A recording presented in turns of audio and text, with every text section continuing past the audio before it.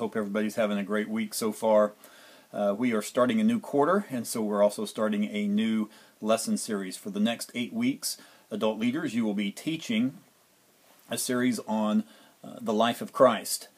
And then 6 weeks after that, you'll be teaching on making relationship stick. When you teach these next 8 weeks on the life of Christ, it's going to be very easy to just teach facts about the life of Jesus. I want to not necessarily steer away from that because those facts are very important to know. But don't forget what I like to term the so what question. What I mean by the so what question is, what does what I learn on Sunday, how does that affect me come Monday? What do I do with this? Or so what? So what if I learn some facts about Jesus? How does that help me in my day-to-day walk? So remember that question, the application. How can I apply the lesson? And try to get some points across to the students when you teach. This week we're looking at promised like no other. The text is out of Isaiah chapter 53, verses 2 through 12. As we look at the promise of the coming Messiah, this was written 700 years before Jesus came to earth. It's impressive the description that's given that fits Jesus right to a T. In an email I sent to you adult Sunday school leaders that gave you the link to this YouTube video, I also shared a Word document that lists the prophecies that are in this, just in this section in Isaiah 53. It lists the verse number, the prophecy, and then how that was fulfilled in the New Testament. So feel free to use that in your class this week. If you'd like a list of all the prophecies concerning the Messiah, feel free to look at this website. I've created a tiny URL for you, Jesus Prophecies. So look at that, and it gives a whole list of Old Testament prophecies and their New Testament fulfillment. In the 1950s, Peter Stoner published a book called Science Speaks. And in that he calculated the probability of one person just accidentally fulfilling all the Old Testament prophecies about the Messiah. But at first he took just the 8 main prophecies concerning the coming Messiah that was in the Old Testament. And he looked at those and determined that the probability of one person just randomly fulfilling all of those prophecies was 1 times 10 to the 17th power. The actual term for that is 1 in 100 quadrillion. An illustration that Peter Stoner uses in the book is that if you happen to have 100 quadrillion silver dollars and randomly picked one and put an X on it, and then you stacked those silver dollars 2 feet high, you would have a field of silver dollars the size of the state of Texas, 2 feet deep. You then took a blindfolded person, put him in the middle of Texas, and told him he gets one chance to find the silver dollar with an X on it. First time. If he finds that silver dollar, the odds of him finding that silver dollar are 1 in 100 quadrillion. So when he calculated the odds of just the 8 prophecies, that was 1 times 10 to the 17th power.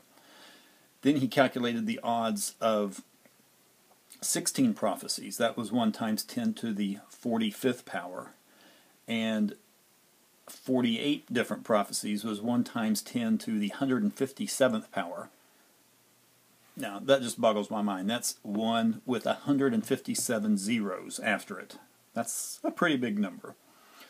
And then if you look at 108 prophecies, that's what a lot of scholars think, that there are 108 different prophecies that refer to the Messiah. That number is just off the charts. Now, if you'd like to download a PDF of this book by Mr. Stoner, there's a link here that I'm going to give you. It's that tinyurl.com / Science Speaks book. It may take a while to download because it is a pretty good sized book. Or if you just want a brief explanation of the odds and the calculations that he made on some of those, it's just a short document. The link there is the tinyurl.com / Messiah odds. So here's the so what. So what do we do with all this information? Isaiah 53 is such a great passage. It's one of many, but it has so many different references to the coming Messiah just chalked right there in that little passage. So what do we do with that? What does that mean for us? That means that whatever God has promised, not only can He fulfill it, but He will fulfill it. Maybe not necessarily as we expect it, but He will fulfill it. Remember that God knows the future. He knows what's going to happen. He doesn't predict what's going to happen. When He spoke to the prophet Isaiah and told him to write down these prophecies, that was not a prediction by God. See, a weatherman predicts the weather, and is oftentimes wrong, as we've seen in just this recent week. But God knows, therefore He's always right. Here's one point I hope you get across to your Sunday school class this week, that God is so much bigger, so much more powerful than we can ever imagine. Just looking at those staggering statistics that was used to show the probability of any one person fulfilling all those messianic prophecies just shows that God is omniscient, meaning what? That He's all-knowing. It also shows that He's omnipotent, that He is all-powerful. And if we know this, if we believe this, know it, we can trust God. You can trust God. He knows the past, He knows the present, He knows the future. Nothing takes Him by surprise. And not only is He in control of those huge cosmic events of history like the coming of the Messiah, He's also intimately concerned about you. You can trust God with your salvation. And you can trust God with your tomorrow. And you can trust God with those little bitty things and those huge things that are in your life.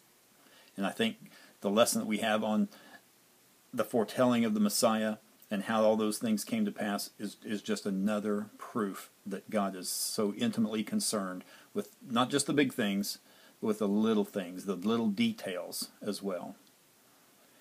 Leaders, don't forget the DVD that comes in your leader packet. It has some great information on it. There's the lesson that's in your lesson book. It's in an RTF format. Also, there's a video that gives an overview by the author of each individual lesson. Also, there are some email samples if you'd like to email your class weekly and give them a heads up about what's going to happen in the class. There's some examples on that DVD as well. So I hope you enjoy this first lesson in our 8-week series on the life of Christ. And don't forget to pray for your students this week. I'll see you next week.